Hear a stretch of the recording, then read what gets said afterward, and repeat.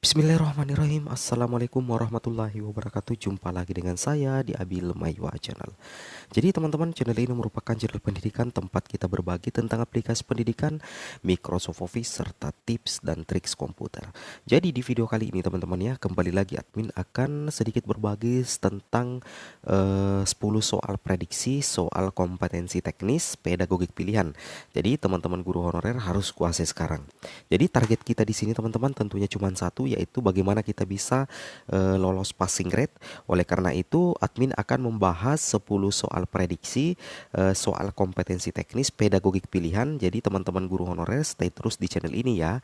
Oke, kita langsung lanjut saja ke videonya.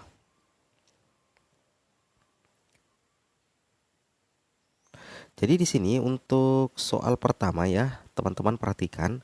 Untuk soal pertama, kemampuan bahasa anak mulai berkembang ya, pemikiran masih statis, belum dapat berpikir abstrak, dan kemampuan persepsi waktu dan ruang masih terbatas, merupakan perkembangan anak pada tahap. Yang pertama itu adalah tahap sensi motorik, tahap praoperasional, tahap operasional konkret, dan tahap konkret. Nah, kalau berbicara tentang perkembangan anak, itu sudah sering sekali kita bahas bersama teman-teman ya, tentang tahap perkembangan anak, dan ini sangat berpotensi muncul di ujian P3K. Apakah nantinya yang muncul jawabannya adalah tahap sensi motorik, atau tahap praoperasional, tahap operasional konkret, atau tahap konkret. Nah, di sini teman-teman silakan jawab dulu ya, 5 4 3 2 1. Jadi jawaban yang paling tepat adalah kemampuan bahasa anak itu mulai berkembang ya. Pemikiran ternyata masih statis, belum dapat berpikir abstrak. Jadi anak kita itu belum bisa berpikir abstrak teman-teman ya. Dan kemampuan persepsi waktu dan ruang masih terbatas, merupakan perkembangan anak pada tahap. Jawaban yang paling tepat di sini teman-teman adalah tahap pra-operasional konkret ya. Jadi di sini jawabannya adalah tahap pra-operasional. Kenapa bisa dikatakan tahap operasional? Karena di situ anak masih statis teman-teman ya, pemikirannya masih statis dan belum bisa berpikir belum dapat berpikir abstrak teman-teman ya, belum dapat berpikir abstrak. Artinya kemampuan berbahasa anak ini baru saja mulai berkembang. Berarti secara otomatis dia masuk ke dalam kategori pra-operasional seperti itu ya. Oke, kita coba lanjut ke soal nomor 2. Nah, soal nomor 2, seorang anak dengan kemampuan menggunakan kata secara efektif, baik lisan, pendongeng, orator, penerjemah, dan sebagainya, maupun tertulis tulisan sastrawan, penulis skenario drama film, fonologi atau bunyi bahasa, semantik atau makna bahasa, dimensi pragmatik atau penggunaan praktik bahasa. Menurut Howard Gardner, anak tersebut mempunyai kecerdasan A. Kecerdasan bahasa atau linguistik, B. Kecerdasan logika matematika atau logik matematikal, C. Kecerdasan ruang atau spasial, dan D. Kecerdasan tubuh. Nah, silakan teman-teman pilih dulu jawabannya ya, 5 4 3 2 1.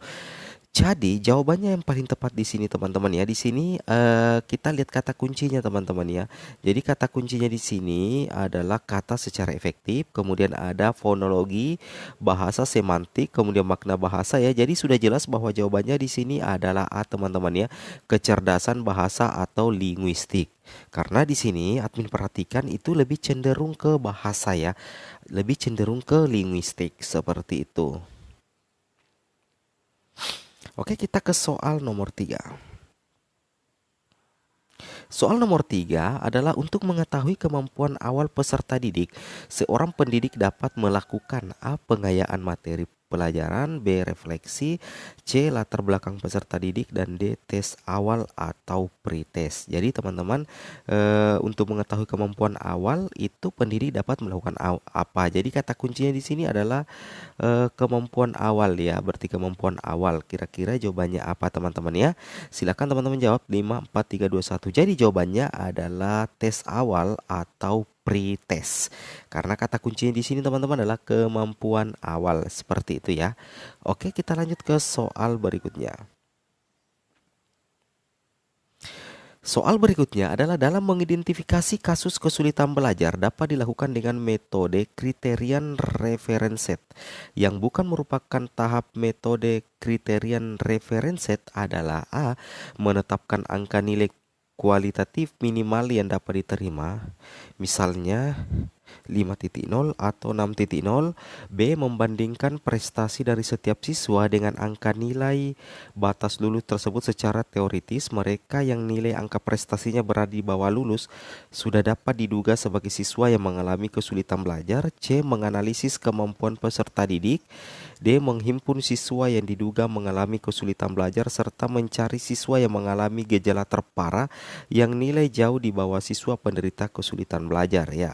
Jadi silakan teman-teman coba jawab ya. 5 4 3 2 1. Jadi di sini yang bukan merupakan tahap metode kriterian reference set adalah menganalisis kemampuan peserta didik. Jadi jawabannya ini teman-teman ya. Nah, jadi kalau A itu dengan B dengan D itu masuk ke dalam tahap metode kriterian reference set. Sedangkan yang bukan adalah ini bagian C teman-teman, menganalisis kemampuan peserta didik. Seperti itu ya. Oke, kita lanjut ke soal nomor 5. Soal nomor 5, dalam kompetensi pedagogik, guru menguasai teori belajar dan prinsip-prinsip pembelajaran yang mendidik.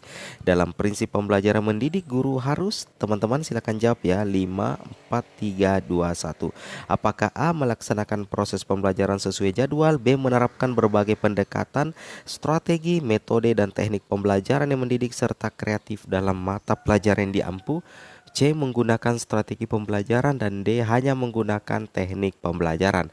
Kira-kira yang mana jawaban yang paling tepat teman-teman ya? Silakan teman-teman tentukan jawabannya. Jadi jawaban yang paling tepat di sini dalam prinsip pembelajaran pendidik harus apa? Jadi yang harus dilakukan adalah B, yaitu menerapkan berbagai pendekatan, strategi, metode dan teknik pembelajaran yang mendidik serta kreatif dalam mata pelajaran yang diampu. Seperti itu teman-teman ya. Oke, kita lanjut lagi ke soal berikutnya. Soal nomor 6 ya, yang ditekankan dalam strategi pembelajaran interaktif adalah A. Membangun inisiatif individu, kemandirian dan peningkatan diri. B. Diskusi dan saring di antara peserta didik. C. Pembelajaran didominasi arahan dari guru. D. Proses penyampaian materi secara verbal ya. Untuk soal nomor 6 itu jawabannya apa teman-temannya? Jadi apa kira-kira yang ditekankan dalam strategi pembelajaran interaktif? Apakah A, B, C, dan D? Nah, silakan teman-teman jawab ya. 5 4 3 2 1. Jadi jawaban yang paling tepat adalah D teman-teman ya. Proses penyampaian materi secara verbal. Berarti ini bukan dalam bentuk tulisan tetapi dalam bentuk komunikasi. Karena di sini pembelajarannya interaktif, berarti itu penyampaian materi juga dalam bentuk verbal. Seperti itu teman-teman ya. Oke, kita lanjut ke soal nomor 7.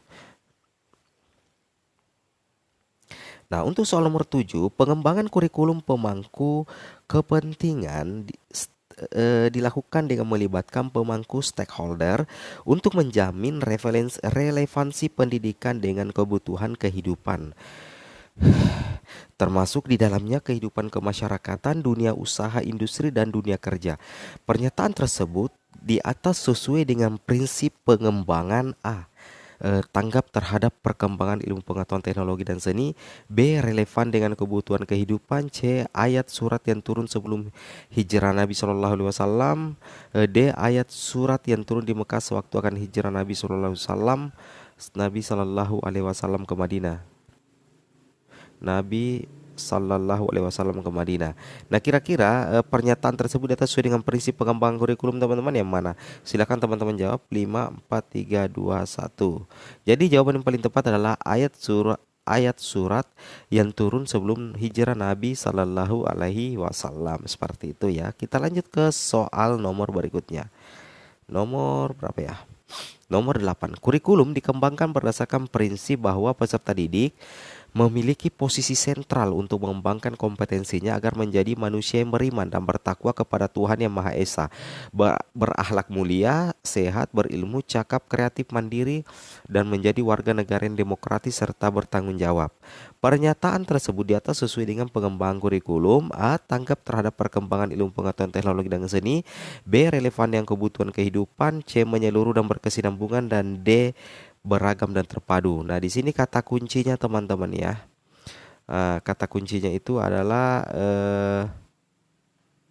ini pernyataan sesuai dengan prinsip pengembangan kurikulum. Apakah ya takwa kepada Tuhan Yang Maha Esa, kemudian berakhlak mulia, sehat, cakap, kreatif, mandiri, dan menjadi warga negara yang demokratis serta bertanggung jawab. Jadi otomatis jawabannya di sini adalah C teman-teman ya, yang masuk dalam prinsip pengembangan kurikulum menyeluruh dan berkesinambungan. Jadi teman-teman jika muncul tipe soal seperti ini, diperhatikan betul-betul kata kuncinya ya, seperti itu. Nah, sekarang kita pindah ke nomor 9 ya. Nomor 9, untuk merancang pengayaan bagi peserta didik yang mencapai ketuntasan belajar optimal dalam kegiatan guru sebagai berikut. A. Memberikan tambahan materi berupa sumber ajar dari pengarang yang berbeda. B. Memberikan tes tambahan dengan tingkat kesukaran yang lebih tinggi. C. Memberikan tambahan sumber tambahan yang lebih mendalam dan tingkat variasi yang tinggi. Berikut instrumen tesnya sesuai. D. Memberikan tambahan materi berupa sumber ajar dari penerbit yang berbeda. Nah, jawaban yang tepat di sini teman-teman adalah apa? 5, 4, 3, 2, 1. Jadi untuk merancang pengayaan bagi peserta didik untuk mencapai ketuntasan belajar, yang tepat itu adalah C teman-teman ya. Yang tepat itu adalah C, yaitu memberikan tambahan sumber bacaan tambahan yang lebih mendalam dan tingkat variasi yang tinggi. Berikut instrumen tesnya yang sesuai. Seperti itu teman-teman ya. Oke, kita lanjut ke soal nomor 10. Untuk soal nomor 10 ini giliran teman-teman ya. Silakan teman-teman jawab. Kemudian teman-teman komen di kolom komentar ya. Jadi di sini soalnya untuk soal nomor 10 teman-teman ya. Yang dimaksud dengan penilaian, apa itu penilaian? Apa yang dimaksud dengan penilaian adalah A. Pengumpulan dan pengolahan informasi untuk mengukur pencapaian hasil belajar peserta didik. Atau B. Proses yang dilakukan untuk mengambil keputusan berdasarkan evaluasi. C. Membandingkan hasil pengamatan dengan suatu kriteria. Atau D. Proses interaksi antara peserta didik dan pendidik. Seperti itu teman-teman ya. Jadi jawaban yang paling tepat di situ adalah, silakan dijawab sendiri. Oke teman-teman, mungkin cukup sampai di sini video informasi admin. Semoga video bermanfaat. Jangan lupa like, comment, dan subscribe. Assalamualaikum warahmatullahi wabarakatuh.